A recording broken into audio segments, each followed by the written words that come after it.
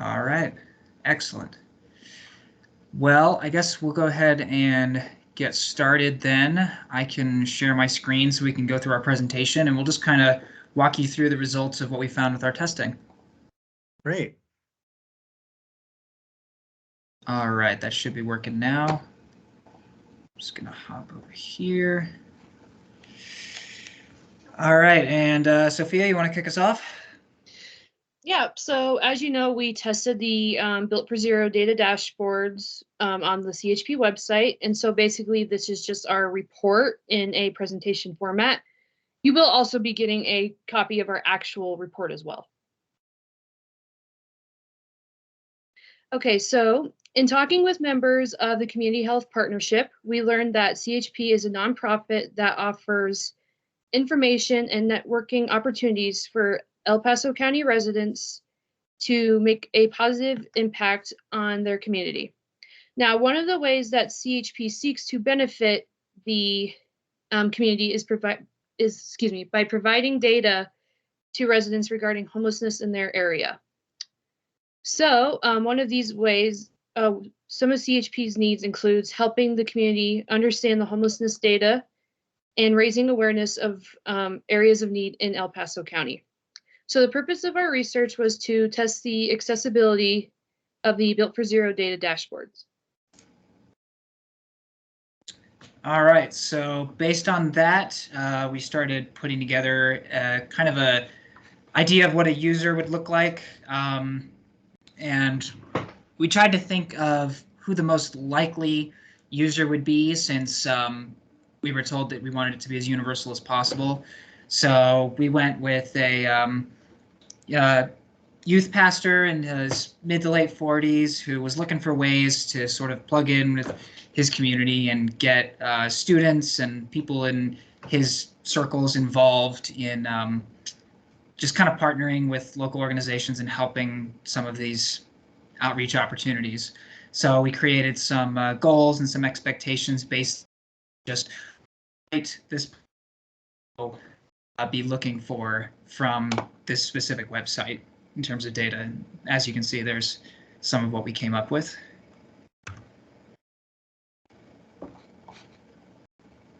And I'm still sharing, right? Mm-hmm. Okay. So let's see. Sophia, did you want to take this one, or should I explain this part? Why don't you go ahead? Okay, so these were the users we ended up going with. These were some people who we thought were a pretty good fit for who we were looking for this test. And as you can see down there, our target was kind of moderate to low tech savviness in most cases, and also people who had some kind of underlying desire to want to have some kind of outreach in the community. Maybe not specifically through CHP, but somebody who would be familiar with some of the outreach opportunities within the community, so that they would be invested in actually going through the test. The one exception to this was James Kelly, who was basically, we wanted to kind of shoot lower and see if in a younger age group, if the results of going through the website would be any different for someone who was maybe a little bit more tech savvy. So that's why we included him there. But those three candidates, Rich Bennett, Carolyn Stapp, and Jim Tater, were kind of our primary focus for most of this. Okay, so after we created our persona, we made a grid called a red root matrix.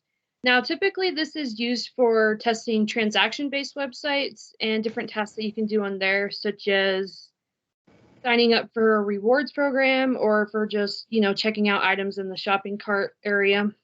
So for the sake of the data dashboards, instead of first looking for specific tasks, we looked at different areas of the dashboard, which we believe that users would visit the most. And we ranked them, again, based on that likelihood that the user would visit them. And so the red is the most likely. So in our case, we believe that was the link in the focus areas to get to the dashboards. And then it goes all the way down to, the white, which is the less likely, and we believe that the least likely area they would click on was probably the map database links. And just to clarify, when we're talking about likelihood, we're more going for what's going to be the most beneficial for the user who is just a person off the street who's looking for statistics and information on homelessness in El Paso County. And so it's not necessarily what they would just happen to click on, but what they would want to click on. So just to kind of clarify that. Okay, and so based off of the red routes, we chose the top 5 areas, and basically from that, we created 6 different tasks in order to test the dashboard. You know, for the sake of time, I won't read off all of them for you, but basically our first task was navigating the website and finding the link for the data dashboards. And then we also tested, you know, like searching through the demographics, through the housing databases. And, you know, for instance, one of our tasks was finding how many youth became homeless in July of 2020. So,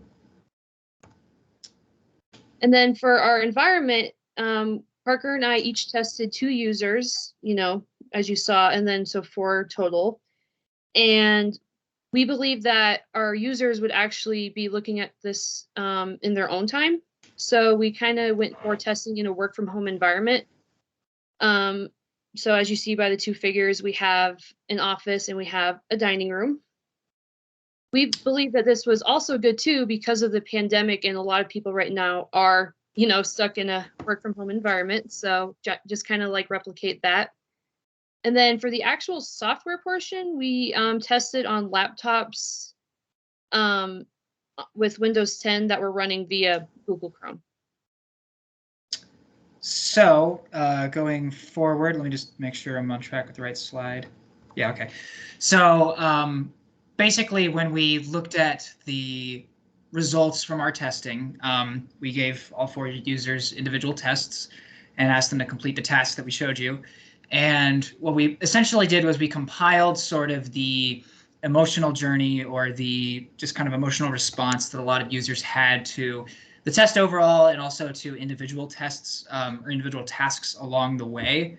And we compiled this into a sort of graph here showing kind of the testing experience throughout. So as you can see, our users started off pretty impressed with the layout of the website and the presentation, what it was focused on. We have some quotes along the bottom here that are kind of emblematic of the things that people were saying at different stages. And so everybody started off really impressed with the presentation and thought that it was really cool what CHP was doing and the kind of target areas that they were focusing on. And then going forward, once they started getting more specific tasks, there was kind of a sort of, you could say like an acceptance of, oh, well, this isn't quite as intuitive as it looked at first, but I think I'm still getting it. And then we had people go over to the specific data, and that was when people started to get a little more confused and a little more apprehensive towards, okay, I'm not as confident in this as I nearly thought I was. And then we got to the point, especially with task number 5 is what we kind of based this model off of, where people were finding, in some cases not finding the answer, but in other cases they would find the answer and they weren't even sure if it was the answer that they were looking for. So definitely a lack of confidence in that by the time they got to the more specific tasks that we were asking them to find on the website. So now we can go ahead and break down some of the things that sort of caused this sort of emotional response. One of these, and these are, by the way, going to be ordered based on basically most severe first and then less important as we go. The biggest thing was that we determined pretty quickly that the summary link was going to be the most important tab that a lot of people would be looking for just general information. And unfortunately, it was not the first choice that any of our users went to. A lot of them were poking around on the homelessness page, not the drop down, but the actual page, and they weren't able to find the information there. And then when they were able to find the Built for Zero data dashboard, most of them would skip over the summary and start going into some of the more specific like housing and demographics and trying to calculate it based on that, when the question would be as simple as, how many actively homeless veterans were there in a given month? And obviously that's right there in the summary. Things like that, where there is an easy way to do it, but it's not presented in a very intuitive way to the user. That was one of the biggest problems we found. Another one was the definitions that would pop up for some of those more specific demographic data, where it would, as you can see there on the left, it would cover the entire screen. And some of our older users, or one of them in particular, didn't understand that there was something behind the definitions because the exit tab up in the corner is so small, and they were having trouble reading the print, so they just thought that the definitions was all there was to that page. Others would come to the page and just assume that the definitions were not related, or that they had arrived at the wrong spot, and they would eventually figure out how to close them. And then as they're looking at the information on the graph, they were confused about some of the terminology because they had inadvertently closed the definitions, which was going to be clarifying some of that information for them.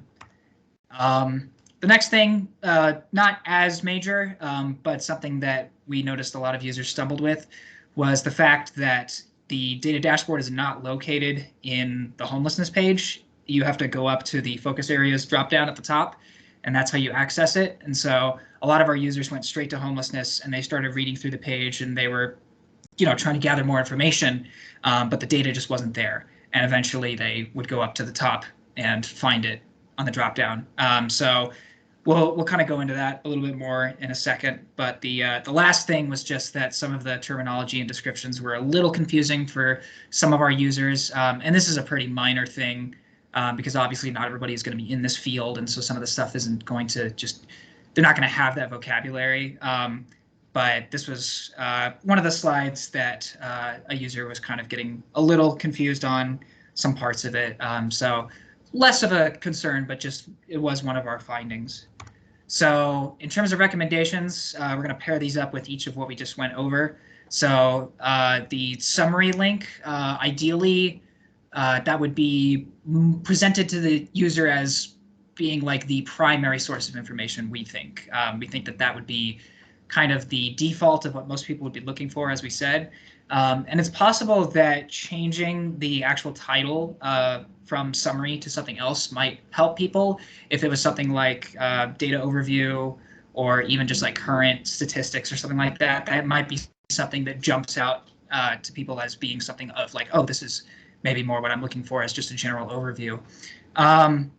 The definitions pop-ups, ideally those would be a little bit more easy to work with in terms of we go into more detail in the report that we'll send you, but one of the proposed solutions we had was finding a way to have the pop-up window be displayed next to the graph as opposed to covering it completely, or maybe even just changing the opacity so that it's clear that it's there, making it easier to toggle on and off without just that tiny little button up in the corner. That was one of the issues we were trying to cover. And then just kind of making the overall website more consistent and putting the data dashboard in the homelessness page as well as the dropdown, so that the entire website just has more consistency and clarity in terms of where everything is filed.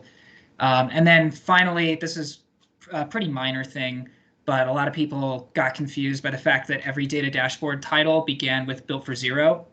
And so if there would be a way to just shorten those down to, just veterans demographics, veterans housing, as opposed to built for zero veterans housing, that might improve it for certain users. And otherwise, I will say, even at the end of the test, and even though some of our users were a little bit frustrated, they were still engaged with the website, and they found the information to be very interesting. And they actually, after we concluded the test, I had both of my users, they kept clicking around on the site because they wanted to know more about it. So I bring that up to say that you guys definitely have a very engaging and promising website here. And there's just a few things that are making it a little bit harder for people to navigate. And I think if we can tweak some of those, then it'll be a great resource for just the general public. So that's pretty much our findings in terms of an overview. Like we said, we're going to send you the full report. You can see more of the details of the data we gathered and some of the responses we got.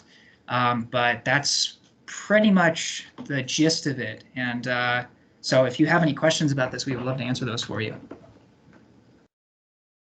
I just want to say thanks for taking the time. This is, I thought, a really thorough way to engage with the website. I really liked the task and tasking components where you're having folks directly find different pieces. And so, from an objective standpoint, I think that's really helpful for us as we're trying to broaden our audience. And there's certainly a lot of those things are very simple changes. So that's the exciting part, right? Like there's like a lot of the foundation is already laid that we don't have a ton of concerns about making changes. And then most of this are, as we mentioned at the beginning, relatively new to have dashboards displayed. So lots of promise and potential, and appreciate that. I think the only questions I had or really around did in interviewing the users, did any of them prior to this have any understanding of homelessness in general for the community, or was that a topic that they were thinking about at all? Just as we're trying to focus in on that particular topic, just wondering if there's some, as you mentioned, kind of like a breadth of knowledge piece that's often missed, and like making sure that we're tailoring this to the right audience, but just wondering if that was part of the user questioning. Yeah, Sophia, you want to start? Yeah, I mean, that was in our pretest, was asking like, how involved are you with the community in El Paso County? Like how interested are you in learning more about it? And both of my users said that they don't know a whole lot, but they are definitely interested in learning more. And so, yeah, kind of the similar thing for me. The users that I tested, both of them do volunteer, mostly at their church, but also my dad, who was one of the users, he works for a nonprofit in town called Life Network. So he is very used to some of the community outreach terminology, but more from the, what would be the a kind of side of things and less of homelessness. But since he has a lot of experience with particularly the marketing of nonprofit organizations, I can tell you firsthand, he was very impressed with the initial presentation, and he thought that it definitely had the makings of a great accessible website.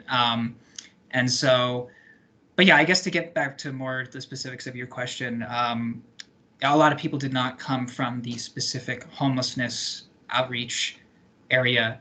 And so, again, some of that terminology like inflow date, outflow date, things like that, they had to either try to find the definition of that or just kind of speculate on what it meant in some cases.